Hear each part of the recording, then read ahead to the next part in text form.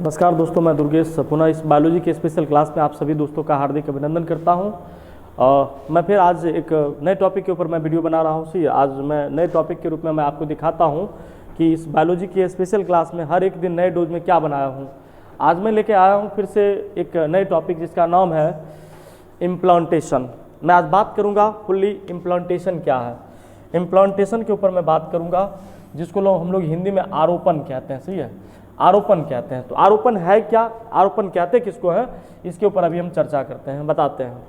जैसे कि मैं ये बता दूं सही है कि इसके पहले मैं इसको समझाने के लिए मैं आपको एक वीडियो दिखाता हूं। सही है, जैसे कि मान लीजिए ये सेल था, ये सेल है, ये जायगोट है। मित्रों समझिएगा, ये जायगोट है। जायगोट मतलब टू सेल्ड स्टेज। बेसिकली ये टू सेल्ड स्टेज होता है कोशिका की। और क्या होता है, इनमें से फिर से ये 4 सेल बन जाते हैं। 4 सेल, 4 सेल्ड स्टेज हम लोग इसको बोले, 4 सेल्ड स्टेज होता है ये। इसी में फिर 8 सेल बन जाते हैं। ये 8 सेल अभी हमने जैसे समझाया, सही है। 8 सेल्ड स्टेज हुआ, 8 सेल्ड स्टेज हुआ, समझिएगा। इसके बाद फिर यह 16 कोशिका की अवस्था बन जाती है। सेल और दिन ब दिन बढ़ते ही जाते हैं, इस तरह से ढेर सेल बन जाते हैं। मतलब 16 सेल्ड स्टेज जिसको हम लोग मोरूला बोलते हैं।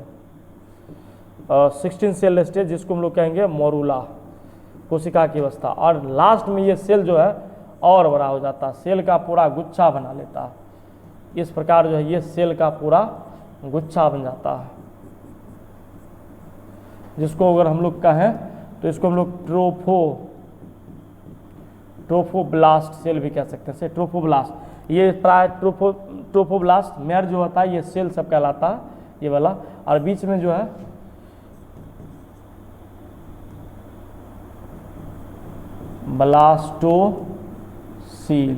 ब्लास्टोसील, या इन लोग को हम लोग इस सेल को कहते हैं ब्लास्टोमेयर। ये सेल बनाता है।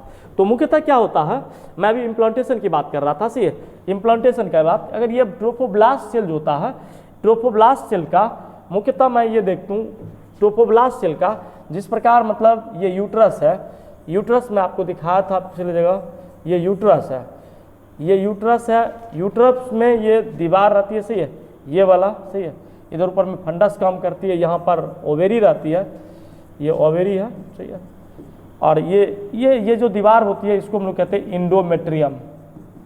इंडोमेट्रियम की यह दीवार है, सही है। तो क्या होता है, जब वो ट्रोफोब्लास्ट सेल, जो मैंने ये सेल अभी बताया था, ये वाला सेल जो है, ये वाला सेल ट्रोफोब्लास्ट सेल होता है। ये ट्रोफोब्लास्ट है,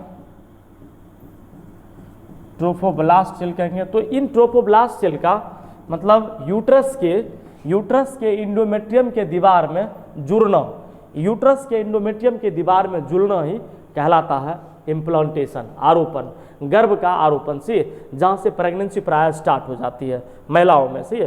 तो इंडोमेट्रियम ये दीवार होती है। इसके बाद जो है मायोमेट्रियम की दीवार होती है। तो मुख्यतः देखिएगा, इस इंडोमेट्रियम के दीवार में, इस ट्रोफोब्लास्ट सेल का अंदर जाना, इंडोमेट्रियम के मतलब दीवार से जुड़ना, यूट्रस के गर्भाशय के दीवार से जुड़ना इम्प्लांटेशन कहलाता है।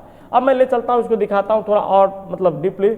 जैसे कि मैं यहाँ दिखाया हूँ, ये देख रहे हैं मित्रों, ये जो है ये वाला सेल, आपको ये सेल मैं दिखा रहा हूँ, ये वाला, इसी सेल को हम लोग ट्रोफोब्लास्ट कहते हैं। मुख्यतः ट्रोफोब्लास्ट ये सेल होता है।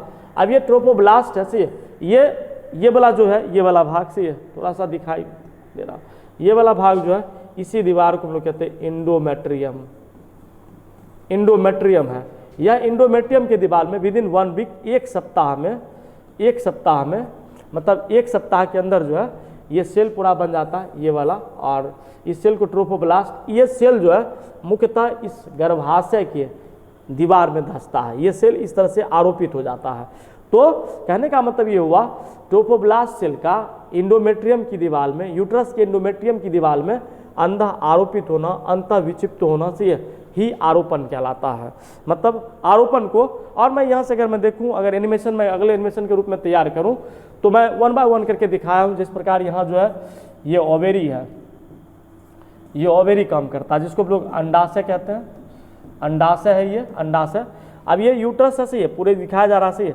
अब यहाँ से 1 बाय 1, सही है, जैसे मतलब ये डे 1 है, सही है, सेकेंडरी oocyte है ये, सेकेंडरी oocyte हम लोग इसको कहते हैं, सेकेंडरी oocyte है ये, सेकेंडरी oocyte के रूप में काम करता है। यहाँ पर मान लीजिए अगले स्टेप में यहाँ अगर दिखा दूँ तो ये फर्टिलाइजेशन हो जाता है, निषेचन, निषेचन हम लोग इसको कहते हैं।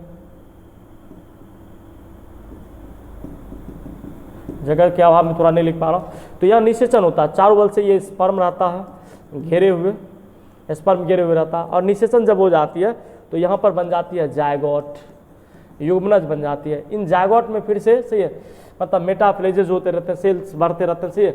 जहाँ पर मान लीजिए यहाँ ये जायगोट 2 सेल्ड स्टेज बन जाता है, सही है, जायगोट ही है। यहाँ पर और देखिएगा 2 दिन में जो है 2 सेल्ड स्टेज बना लेती है कोशिका, सही है, 2 सेल्ड स्टेज बना लेती है। फिर ये जो है मतलब यहाँ पर आते आते 4 सेल्ड स्टेज हो जाती है, ये 4 कोशिका की अवस्था हो जाती है।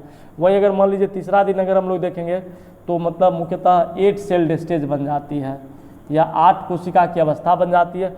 वहीं अगर मान लीजिए 5वां दिन की बात करें, चौथा दिन मोर ये दिखाया जाता है, मतलब मुख्यतः चौथा दिन, 5वां दिन की मैं बात करूं, डे बाय डे करके मैं आपको समझा रहा हूँ। मतलब ये ब्लास्टोसिस्ट जो सेल जो है, ब्लास्टोसिस्ट जिसको ट्रोपोब्लास्ट कहते हैं, तो ये 5वें डे में पड़ जाती है, सही है, मतलब डे 5 हो जाती है। वहीं अगर मान लीजिए 6 से 7 दिन की अगर मैं बात करूं तो पूर्णतः ये ब्लास्टोसिस्ट सेल बन जाता है, जिसको ट्रोपोब्लास्ट सेल कहते हैं, सही। तो ये ब्लास्टोसिस्ट, ये ब्लास्टोसिस्ट ये सेल बन गया। इस ब्लास्टोसिस्ट सेल का से यहाँ तक आया, यहाँ से 1 बाय 1 करके यहाँ से देख रहे हैं, जैसे कि यहाँ दिखाया गया, एक करके यहाँ से आते आते से यहाँ पर आया, और यहाँ ये इंडोमेट्रियम की दीवार होती है। इस एंडोमेट्रियम की दीवार में से ये ब्लास्टोसिस्ट सेल का इम्प्लांटेशन हो जाता है, ये अंतः आरोपित हो जाती है, सही। अंतः आरोपित होने के बाद से फिर से यहीं से प्रेगनेंसी टाइम जो है वो आरंभ हो जाती है महिलाओं में, सही। और यहाँ से फिर आफ्टर ऑल 9.5 मतलब मंथ का समय लिया जाता है, और ये मंथ का समय लेने के बाद जो है फिर से इस नवजात बच्चे का, उस फीटस का से नवजात बच्चे के रूप में जन्म होता है, वो बच्चा फिर धरती पर आता है। तो मतलब मैं अभी समझा रहा था आपको कि आरोपण किस तरह से कार्य करता है। फिर से एक लाइन में परिभाषा दे दूं, आरोपण जो है मुख्यतः आरोपण से वो जो ट्रोपोब्लास्ट सेल होता है या ब्लास्टोमेर का एक सेल होता है, जो ब्लास्टोमेर का सेल जो बनता है, सही है, उन मतलब 1 सप्ताह के दरमियान अगर देखा जाए तो 72 कोशिका की सेल अवस्था होती है, वो बनकर से तैयार हो जाता है। और इन सेलों को जो है मतलब गर्भाशय के इंडोमेट्रियम में अंतःस्तर दीवार में से इस प्रकार आरोपित किया जाता है, सही है। तो इस प्रकार वो अपने आप ऑटोमेटिक आरोपित हो जाता है, जहाँ से प्रेगनेंसी समय स्टार्ट हो जाता है, सही है, और 9 महीने बाद फिर इस बच्चे का जन्म होता है। तो अंतः दीवार में से अंतः दीवार में विक्षिप्त होना, अंतः स्थापित होना ही आरोपण कहलाता है। आशा करता हूँ सही है कि मैं आपको बताया कि सेल जो है गर्भाशय के अंदर किस तरह से आरोपित होती है। पूरी जानकारी मैं आपको इस वीडियो के माध्यम से दिया हूँ, और मैं आशा करता हूँ सही कि आपको अच्छा लगा होगा, सही है। अगर किस प्रकार की दिक्कत हो तो आप हमें कमेंट बॉक्स में कमेंट कर सकते हैं, सही है। और वीडियो अच्छा लगे तो आप लाइक भी करें, शेयर भी करें, सही है। कमेंट करना भी ना भूलें, सही है, ताकि मैं आने वाले वक्त में से और मोटिवेट होता हूँ, सही है। आपका जो है प्यार मिलता है, स्नेह मिलता है, सही है। इससे मैं फिर आगे जो मोटिवेट होकर फिर से नए वीडियो की तरफ बढ़ता हूँ और नई वीडियो बनाता भी हूँ। और अच्छा लगे तो शेयर करें, सही है, और अच्छा पसंद आए तो उसे लाइक भी करें, सही है, और दोस्तों को भी शेयर करें, दोस्तों को भी इनके साथ जोड़ें। बहुत बहुत धन्यवाद, थैंक्स फॉर वॉचिंग, वेलकम।